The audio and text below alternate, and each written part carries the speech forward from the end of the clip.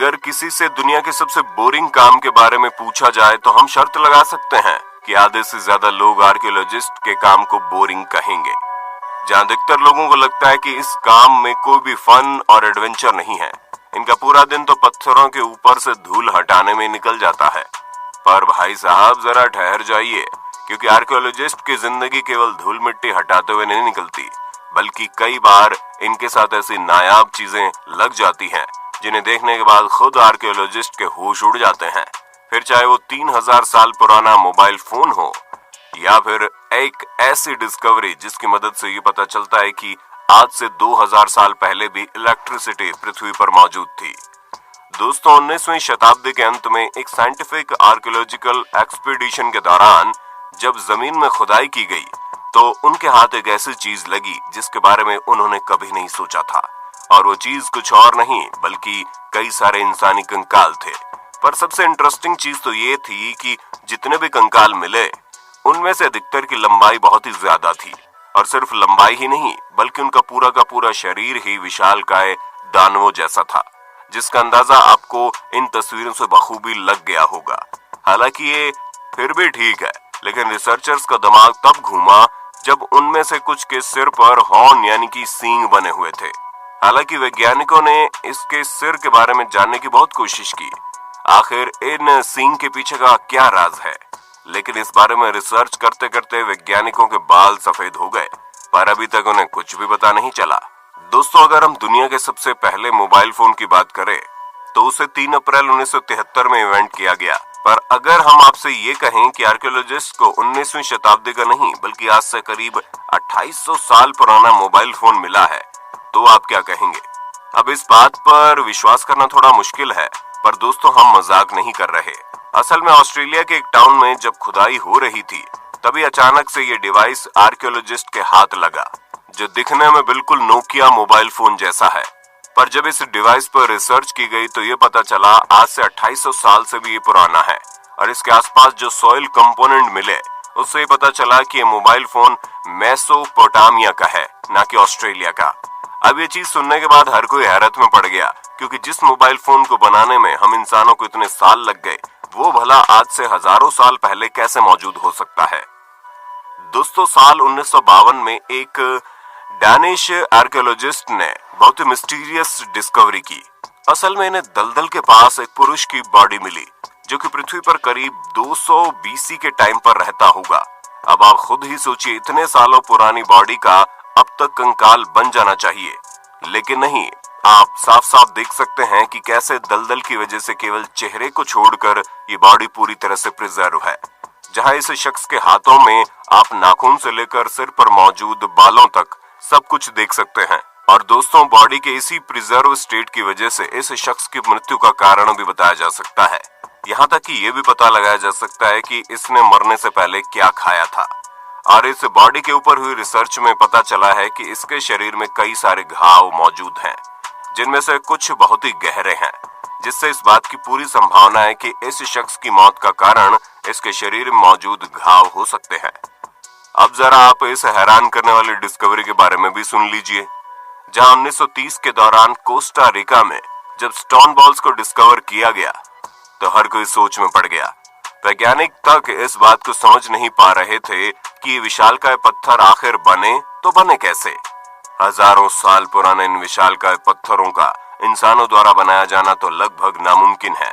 ऊपर से जिस टाइम के ये पत्थर हैं, उस टाइम कोई मॉडर्न इक्विपमेंट नहीं थे, उसकी वजह से इन्हें तैयार किया गया।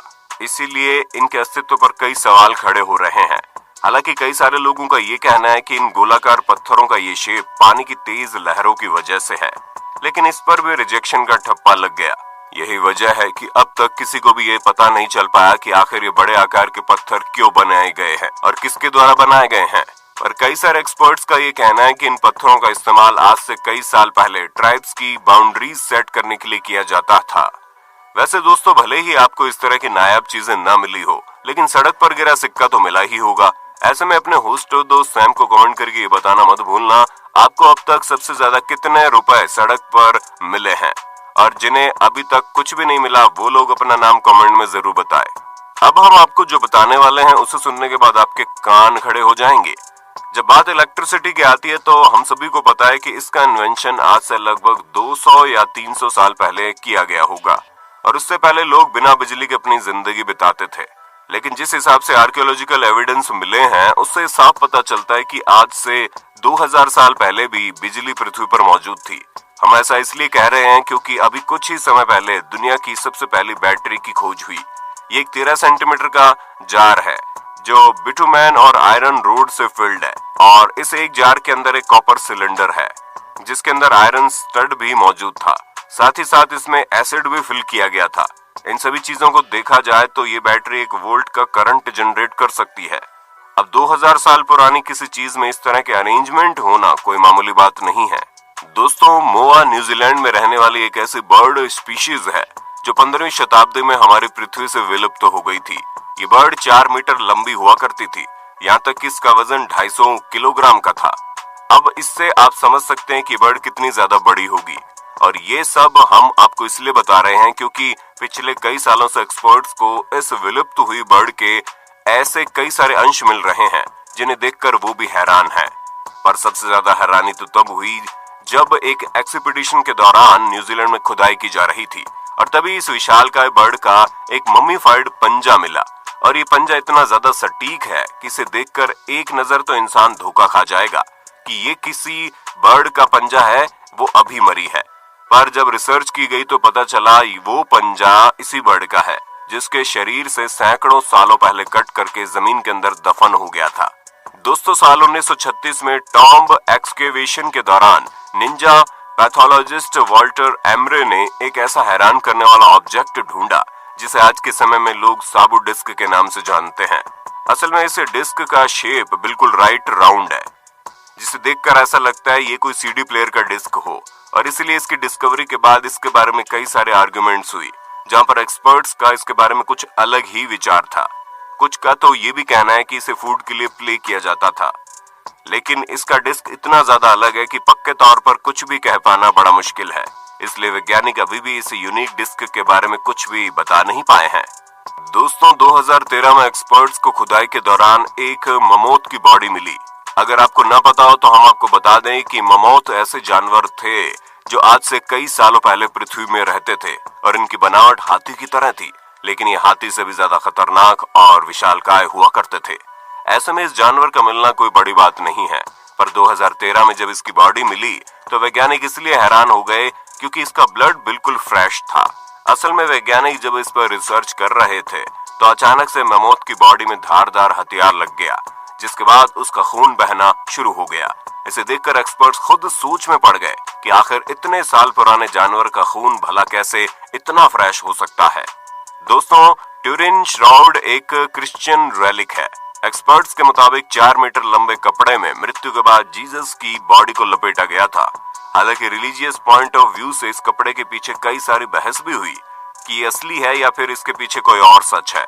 इसलिए विज्ञान और वैज्ञानिक दोनों इस कपड़े में कुछ ज्यादा इंटरेस्ट लेने लगे, जहां रिसर्चर्स ये जानना चाह रहे थे कि आखिर किस तरह इस कपड़े की वैल्यू को बढ़ाने के लिए इसके ऊपर जीसस की इमेज को बेहतरीन तरीके से बनाया गया है।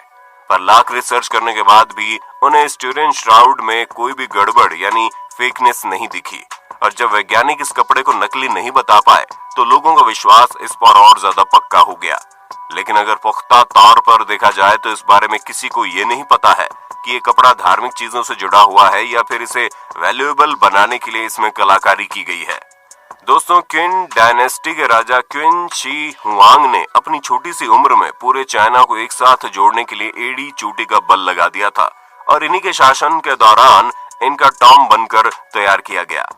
इन्हें अपने सोल्जर से बहुत ही ज्यादा प्यार था, इसीलिए इन्होंने ये फैसला किया कि अपने टॉम में बने टेराकोटा आर्मी को मरने के बाद भी जिंदा रखेंगे।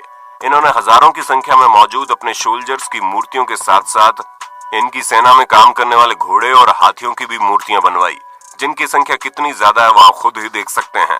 हालांकि ये सभी चीजें काफी समय तक लोगों से छिपी हुई थी, वो तो एक खोज के दौरान इस जगह के बारे में पता चला और तब ये सारा राज खुला। तो दोस्तों, आज के लिए बस इतना ही। उम्मीद है आपको हमारी ये वीडियो पसंद आई होगी। अगर हाँ तो ऐसी इंटरेस्टिंग वीडियोस को लगातार देख